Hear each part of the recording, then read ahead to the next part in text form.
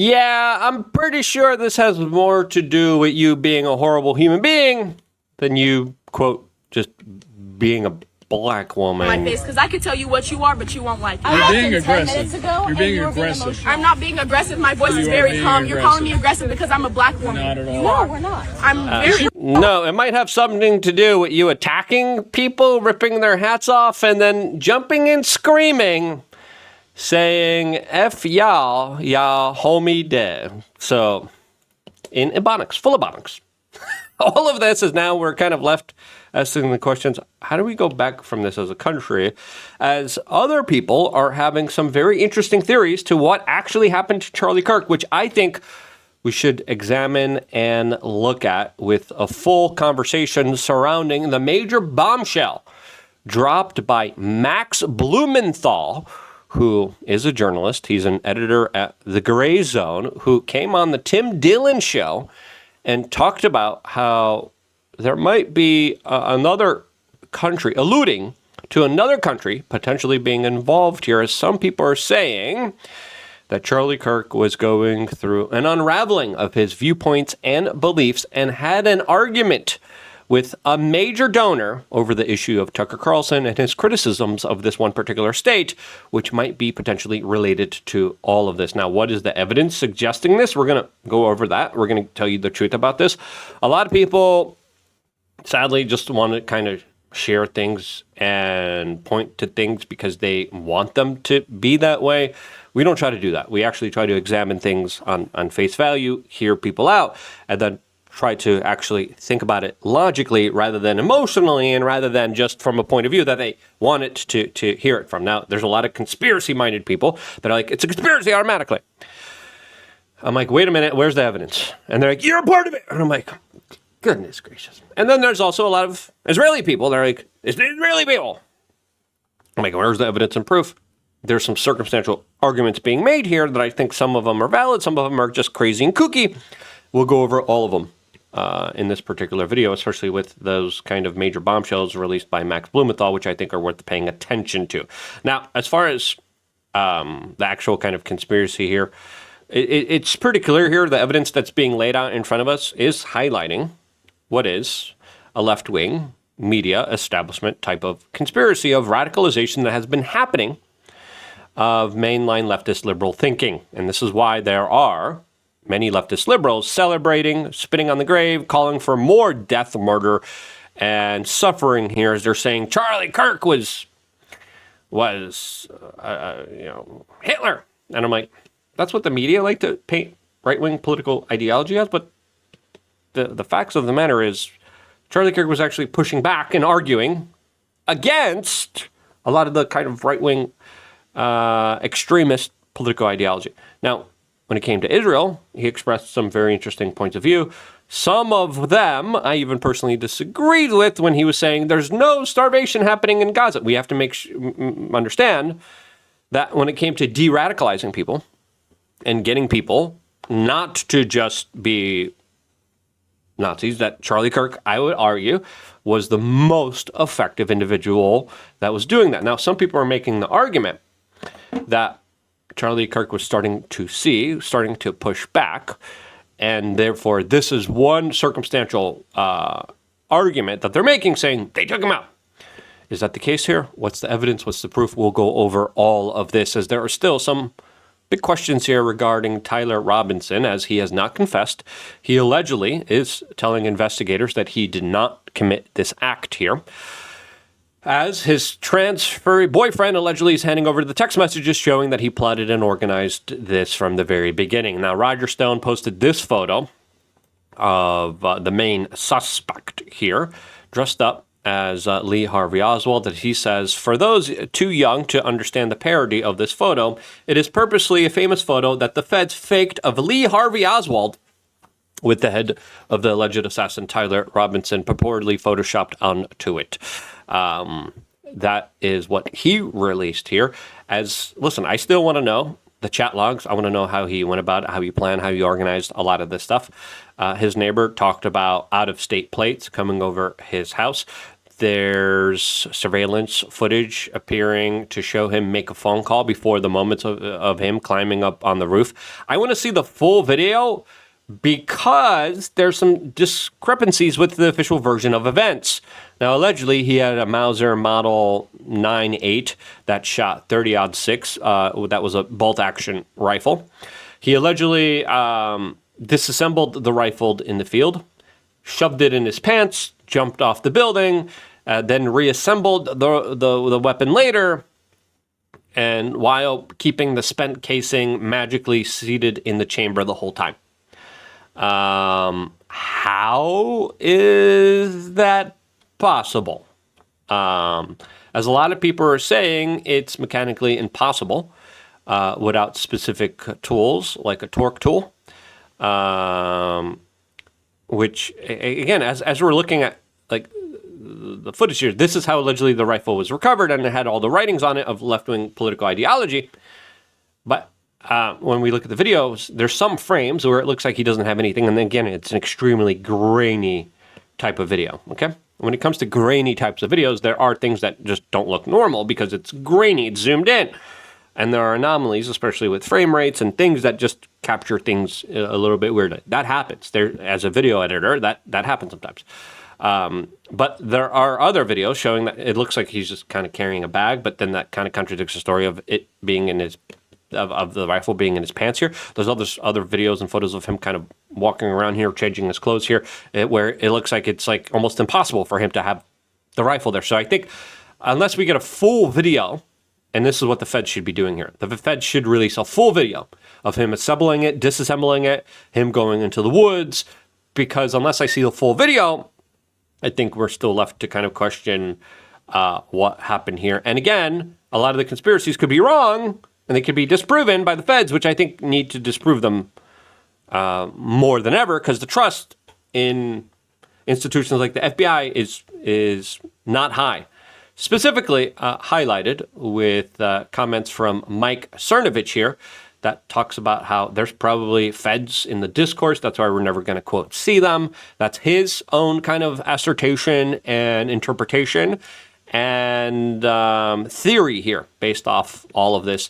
Now, again, the video is kind of weird. Now, before talking about this and going into more, I hate doing ads, but I need to. LukeUnfiltered.com, 20 cents a day, $8 a month, means the world to us. We're fully independent. We're not sponsored, financed by any type of billionaire, any type of major corporation, any type of major country. You guys do it, all right? 20 cents a day, 1 cup of coffee a month. Means the world to us, and you get 3 master classes and really amazing, incredible offers of value. Sadly, we had to cancel our events here. I think some of the people that came out to the previous event will still be able to come out. I'm going to talk to them individually because some of them were really cool people, but I'm taking my safety and security a little bit more seriously, and I recommend everyone do the same as well. Now, this type of footage here, again, we could be disproven. The Feds could release a photo, and because I think they also found a wrench on the site here. The Feds could release video footage showing he climbs up, assembles the rifle, bomb takes a shot, disassembles the rifle, actually puts it in there, boom, walks off here, boom. I want to see the full footage. I want to see the full text messages. I want to see everything. And I think right now we're at a key moment in time where the FBI needs to present themselves as the most transparent and accountable agency out there, because we're facing huge amounts of threats and huge amounts of questions to what actually is going on here and what actually happened. Now we have this kind of bombshell from Max Blumenthal that just told Tim Dillon that Donald Trump allegedly fears for his life, quote, allegedly because of Israel. This is what Max Blumenthal says that a lot of people are correlating and connecting the dots on when it comes to what's happening here with Charlie Kirk, as we're also finding out that Trump allegedly barked at Charlie Kirk in their last meeting, as it looks like the two were arguing about things like that, quote, Epstein cover-up. So here's Tim Dillon, Max Blumenthal. Does the President of the United States fear for his life? Yes. Yes, I mean, obviously he fears for his life, and I was told that he feared for his life before the 2 assassination attempts, one coming within a millimeter of striking his head. Now, obviously, if you get shot at and your Secret Service fails you, which they did pretty epically. They made a lot of mistakes. If that happens, yeah, I'm fearing for my life. Yeah, absolutely, 100%. That's normal. You just got shot at. I mean, let's not forget about that. But I mean, just to clarify, he doesn't fear for his life because of Ireland. I mean, I've been told, yes, that Israel is a major source of concern for Trump. I mean, think about it. What would happen this if is the our president ally. just, if he That's why I'm suspended arms confused. to, if he suspended arms to a country that carries out assassinations all across the globe, that specializes in assassinations, that has an entire wing of its intelligence services that conducts assassinations, including with household goods like pagers, would you not be scared? Trump was given a golden pager by Bibi Netanyahu, by the way. So yes, Trump is scared. And what I learned from this source, who is a Trump insider, someone who talks to who talks to people in the Oval Office, people close to Trump, is that during one of Netanyahu's many visits to the U.S. this year, some figures in his retinue, Israeli agents, placed electronic devices on emergency response Secret Service vehicles. The Secret Service found them and they reported this to the White House. These would be emergency response vehicles that would respond to an incident potentially involving the president. Yeah. Now, again, a lot of people are making this a bigger deal than it actually is here, but honestly, it's a big deal. But the correlation here is weird because you saw exactly what Max said, and a lot of people are kind of bringing the two together when it looks like they were separate kind of conversations here. But listen, the Israelis have a history of spying and bugging people, as the Telegraph reported back in 2024, last year, that there was a bugging device found in the bathroom after Netanyahu visited it, claims Boris Johnson, the former prime minister of the United Kingdom. Now, spy on spy stuff happens all the time. The United States spies on the German foreign minister. The U.S. Embassy was caught spying on the Reichstag. Everyone spies on everybody. It's a spy on spy. Everyone hacks everybody. Allies hack allies. That is true here and not something that, of course, is rare. Now, a lot of people are somehow correlating this with what happened to Charlie Kirk here. And again, Israel was caught also planting stingray devices, according to Max Blumenthal, around the White House during his first term. Now, again, Boris Johnson's memoir here, talking about this stuff, shows a very brazen type of action here that needs to be talked about here, as a lot of the responses here are pretty interesting here. But now this is according to a lot of the reports. And listen, there appears to be a point where there was a lot of disagreement. Charlie Kirk also disagreed with bombing Iran. He publicly intervened. Trump and his circle were very mad at him for intervening and telling Trump. One of the few voices that told Trump, hey, please don't bomb Iran, was Charlie Kirk. Charlie Kirk in their last meeting also talked about Epstein. Trump wasn't too happy about that. Max Blumenthal telling Tim Dillon, and then kind of correlating that Trump is fear of his life, and then talking about Israel and Bibi Netanyahu is something weird, as being libertarian highlights how both assassination attempts on Donald Trump were shortly after Trump asked about the Epstein case and said he would release the list. Some people are saying, oh, that's just a coincidence there. Lots of coincidences here, as Mike Cernovich now points out how Charlie was about to lose his last major donor because he refused to ban Tucker Carlson from events. Now, we covered this when Charlie was still around, and there were people saying, hey, Charlie, stop, ban Tucker Carlson. You can't have Tucker Carlson speak. He criticizes Israel too much. He can't criticize Israel. He's disgusting. How dare he? And we covered, I think it was the founder of Gays Against Groomers, who were saying, hey, Charlie canceled Tucker Carlson's speech. Now, Charlie Kirk making Tucker Carlson the headline main type of speech event at TPUSA was very telling, especially after the latest comments that Tucker Carlson made at an TPUSA event in Tampa, Florida, which I was at, specifically talking about this Epstein client list in a way that also highlighted involvement that Tucker Carlson saw between the Israeli government and our own government. As Tucker Carlson came out and said, our government is being extorted here. There's a blackmail operation going on here. And his comments at this TPUSA event raised a lot of eyebrows and a lot of heat and hate from Charlie Kirk, that also, according to many sources, was receiving phone calls from Donald Trump saying, hey, stop criticizing Pam Bondi.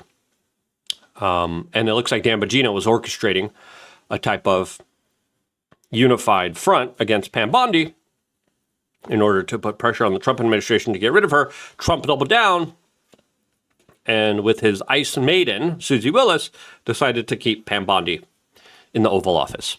So there's that. Now, people are saying Charlie was starting to notice.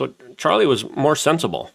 Now, Charlie, at the same time, was pushing back against a lot of the crazy kind of Jew hate. And there's a lot of crazy Jew hate where people are just like, all the Jews, I hate all the Jews. And I'm like, that's ridiculous. That's stupid. And those people do a lot of disservice to people who legitimately want to criticize the government actions of the Israeli government, which even the Israeli people are protesting against in record numbers. But the situation is muddied with a lot of emotions, with a lot of tense type of situations. Now, Charlie Kirk came out June 4th, 2025 of this year, saying, tomorrow the House will vote on H.R. 867, a bill that will criminalize private boycotts of Israel. Fines up to $1 million in prison. Time for up to 20 years. Bills like this one create, quote, more anti-Semitism. And I agree with him. He was absolutely right. And play into the growing narratives that Israel is running the U.S. government. In America, you're allowed to hold different views. You're allowed to disagree and protest. We're allowed to far too many people who hate America to move here from abroad. But the right to speak freely is the birthright of all Americans. This bill should not pass. Any Republican that votes for this bill will expose themselves. We will be watching very closely. And again, he wanted reasonable dialogue and reasonable policy decisions that were for the benefit of America.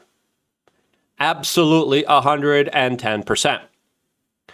Now, Max Blumenthal also writes that Congressman Brian Mast is now proposing new laws that will allegedly strip American citizens of their citizenship if they're, quote, accused of material support for Israel's enemies. Now, what does that mean?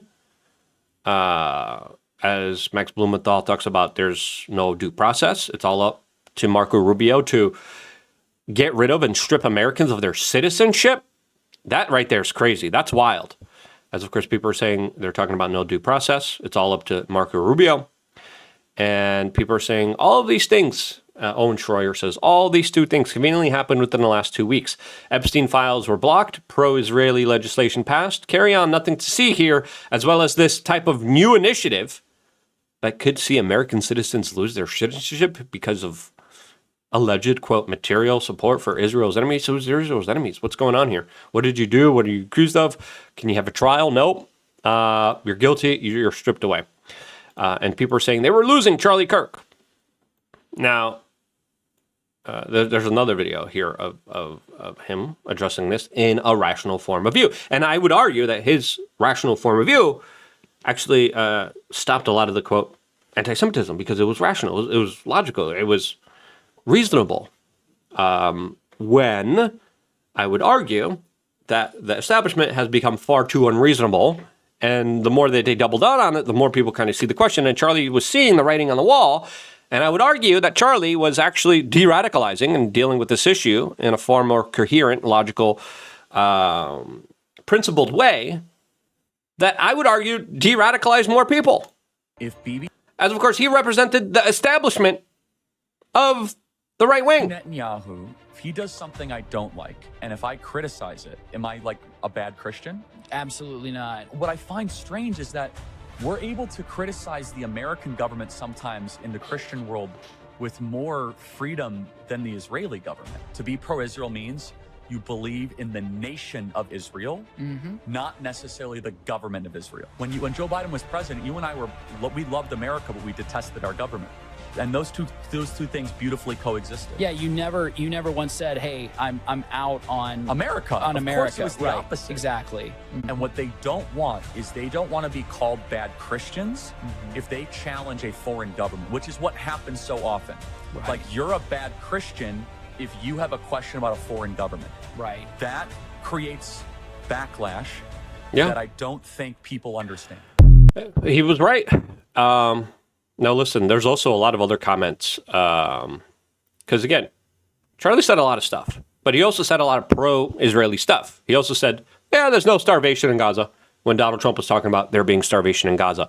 A lot of clips are old, and you could see him having a more kind of rational, nuanced conversation, and people are taking the nuanced conversation and then using it as an argument for their kind of ploy here. Now, there's also a talk with a rabbi. There's also some very interesting things that Dave Smith had to say about this matter. We're going to do a separate video about that. So subscribe, click the notification button. Now, is there proof that Israel took out Charlie Kirk? No, there isn't. Let's just be honest with ourselves. Are people talking about circumstantial stuff that is troubling, that is related to this stuff that Charlie Kirk was speaking out against? Yes. Does that mean they are responsible? Again, we need proof. We need evidence. I haven't seen anything. I haven't seen evidence showing this. I've seen a lot of speculative, and let's just be intellectually honest with ourselves, because a lot of people aren't, and a lot of people automatically want it to be true, so they choose it to be true. That's not how the world works. We have to rely on facts. We have to rely on evidence. Now, I want to delve into this topic a little bit more, especially with Dave Smith's comments, and especially with this kind of rabbi conversation that happened hours before, as a lot of people are extrapolating this. Listen, a lot of circumstantial stuff. What do you think? Who do you think was responsible for all of this? And I think the best way to dispel all of this, release the documents, release the information, release the surveillance cameras, release the discourse, let people decide for themselves, dispel a lot of these kind of conspiracies. I still think that the issue should be addressed in a logical kind of perspective. If you agree, share this video. I think that's one way to dispel a lot of this type of stuff. But is this stuff something that you think is legitimate? Let me know down in the comment section down below. As listen, I do believe there needs to be a real, rational, nuanced conversation about this issue. If we thought we facilitated that, check us out, support us. We appreciate the support. I still think when there's a lot of smoke, there's fire, and I think this fire needs to be addressed and talked about in a way that Charlie Kirk was addressing it. That I would even argue was actually the more rational, nuanced type of take here that we need more than ever, and was actually turning down the temperature in the room and turning down a lot of the kind of hatred and insanity that we're all dealing with. And I think we need that now more than ever. I love you guys. Stay tuned for more, all here exclusively on youtube.com/wearechange.